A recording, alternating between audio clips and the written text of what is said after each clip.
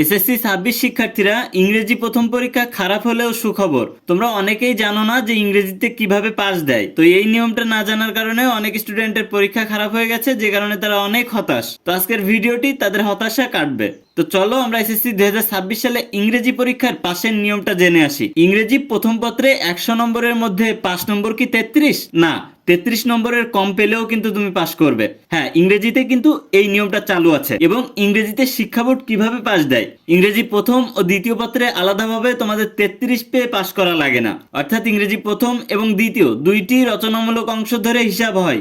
দুইটা সাবজেক্টে মোট নম্বর 200 এবং পাস করতে এখানে 33% নাম্বার প্রয়োজন হয়। অর্থাৎ 200 নম্বরের মধ্যে 66 নম্বর তুলতে পারলেই কিন্তু এখানে তোমাদের পাস হয়ে যাবে। চলো বিষয়টা ক্লিয়ার হওয়া যাক। ধরা যাক একজন স্টুডেন্ট ইংরেজি প্রথম পত্রে পেল 25 নম্বর, ইংরেজি দ্বিতীয় পত্রে পেল 41 নম্বর। মোট ইংরেজির নম্বর হবে তার 25 প্লাস 41, মোট হবে 66 নম্বর। তাহলে কিন্তু সে পাস করবে। অর্থাৎ মোট 200 নম্বরের মধ্যে 66 নম্বর কিংবা তার বেশি কিন্তু নম্বর পেলেই পাস নিশ্চিত। তো যারা তোমরা এখানে ইংরেজি প্রথম পরীক্ষা খারাপ করেছো তাদের টেনশনের কোনো কারণ নেই। দ্বিতীয় সাবজেক্টে ভালো মার্ক পেলেই কিন্তু তোমার ইংরেজিতে একটা ভালো একটা রেজাল্ট আসবে। এসএসসি 2026 সালে পরীক্ষার্থীদের সতর্কীকরণ বিজ্ঞপ্তি। এই নিয়মটা কিন্তু শুধুমাত্র ইংরেজি পরীক্ষার ক্ষেত্রে প্রযোজ্য, অন্য কোনো সাবজেক্টে উপরোক্ত নিয়ম কিন্তু প্রযোজ্য নয়। তো তোমাদের যাদের ইংরেজি প্রথম পরীক্ষা খারাপ হয়ে যাবে তারা তোমরা দ্বিতীয় পরীক্ষা ভালো করলে সেটা কভার হয়ে যাবে।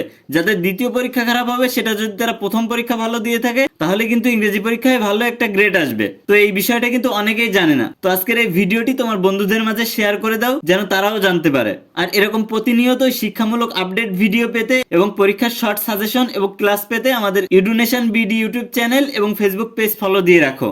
আর তোমরা যারা আমাদের স্পেশাল সাজেশন শীট নিয়ে শেষ মুহূর্তে একটা গোছালো প্রস্তুতি নিতে চাও, এই যে শীট তোমাকে অনেক হেল্প করবে। এই শীট পরীক্ষার আগের দিন রাতে কিন্তু তোমাকে প্রচন্ড হেল্প করবে তোমার একটা ভালো গোছালো প্রস্তুতি নেওয়ার জন্য। কারণ আমাদের এই শীটের ভিতরে এমন সব টেকনিক দেওয়া আছে, ইংরেজি শীটের ভিতরে তুমি রিটেন পার্ট কমন না পড়লেও কিভাবে লিখবে সেসব টেকনিক দেওয়া আছে। এবং all subject science arts commerce দাখিল শিক্ষার্থীদের জন্য আমাদের all subject special suggestion sheet ready করা। তো তোমরা যারা আমাদের স্পেশাল সাজেশন শীট নিতে চাও তারা আমাদের স্ক্রিনে দেওয়া হোয়াটসঅ্যাপ নাম্বারে মেসেজ করো কিংবা স্ক্রিনে দেওয়া ইমো নাম্বারে মেসেজ করো।